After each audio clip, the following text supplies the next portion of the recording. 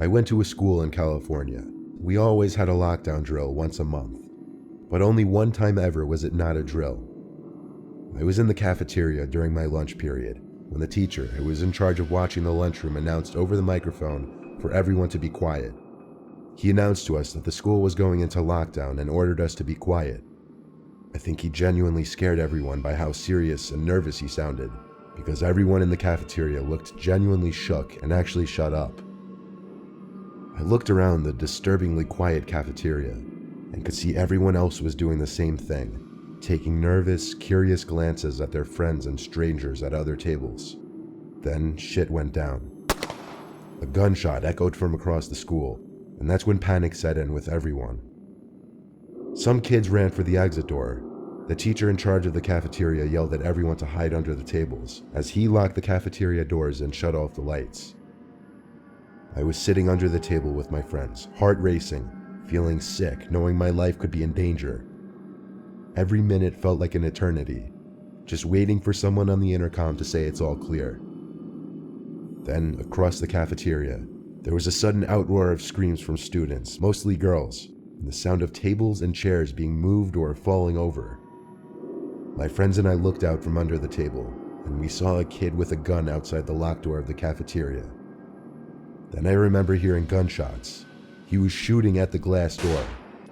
The glass didn't shatter right away.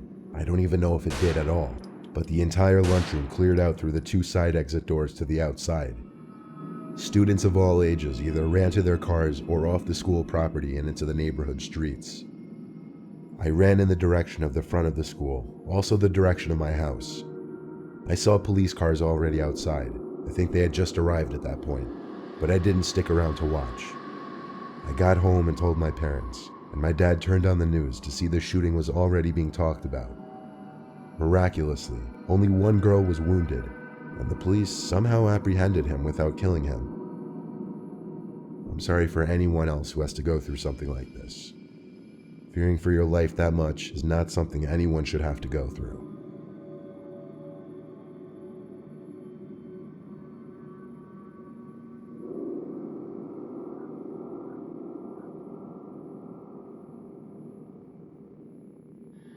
I went to a very poor high school in a bad neighborhood.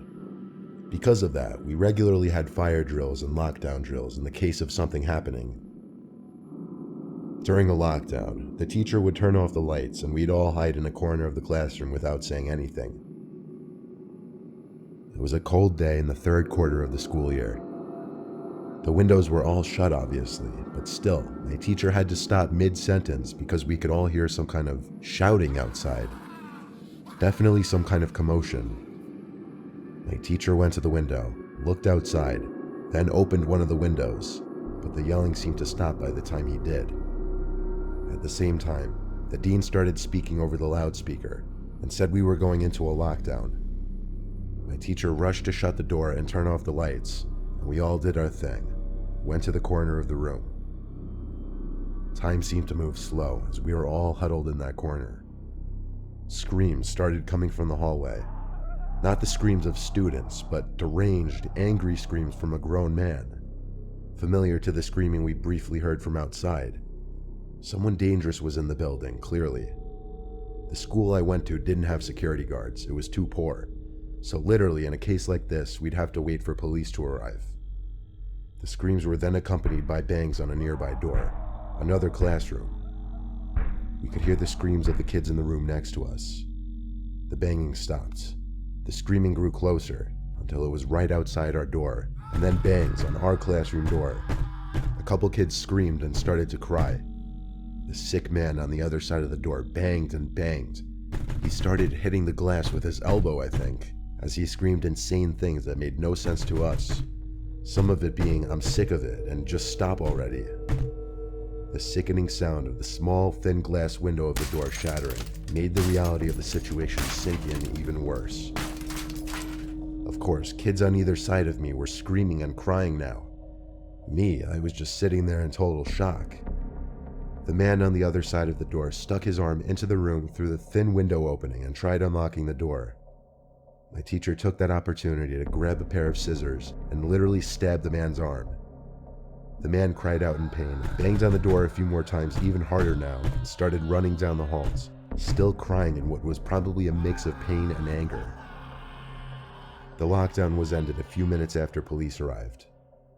There had to be at least 6 cop cars outside, and yes, the crazy sicko man was arrested and probably brought to a mental hospital.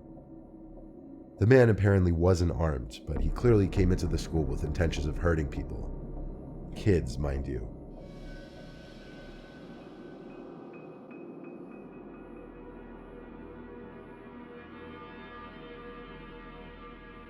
I'm 22 years old, fresh out of college, and I recently got a job at my old high school as a sort of computer intern in the school basement. The basement of the school is very messy and disorganized, but there is a small 3-person office that's actually very nice down there.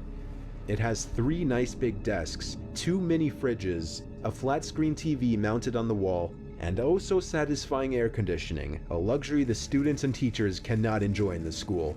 And of course all the school servers and other computery stuff. I got the job because 3 of my old computer teachers flat out adored me.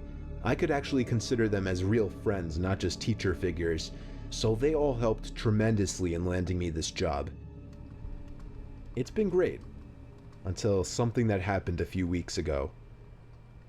My 2 co-workers that shared the office with me, Dave and Gary, weren't in the office at the time.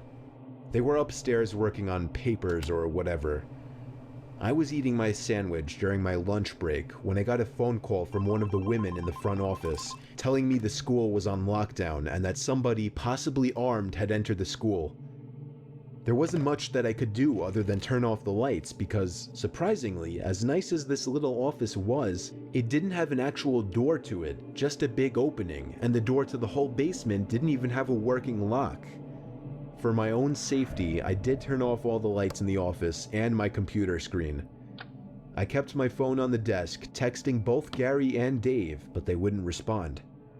I sat down there in the dark, playing games on my phone for like 20 minutes, waiting for the call from up front to tell me to resume working. I had no idea what was happening. I couldn't hear what was going on upstairs from down here, but I was not allowed to make any calls until I was informed that the lockdown was over. Then the noisy basement door opened. As the creaking echoed across the basement and into my office, I sat up from my seat, wondering if I should call out Gary or Dave. I was eager to get some info from them. Someone then came running down the stairs and their footsteps were approaching my office. I pushed away my chair and crawled under my desk. Somebody entered the office but did not turn on the lights. There was just silence. I can't even describe the fear I was experiencing. I felt like if I made one sudden noise, I'd be a dead man. Suddenly, my phone dinged as I got a text message. I felt my entire world shrivel up and die at that one moment as I clenched my teeth in fear. Footsteps suddenly moved closer to me until I finally dove out from under the desk in capitulation, begging whoever it was not to kill me. And just then, someone grabbed my arm and pulled me up. It was some guy in a red plaid button-up, jeans, and a reddish-black cap. He told me, "It's okay, I'm just down here hiding with you." "What's going on up there?" I whispered to him. He kind of ignored my question and asked me if there's an exit down here. I told him, "Yeah, around that way." Before he could do anything else, I asked him, "Who are you?"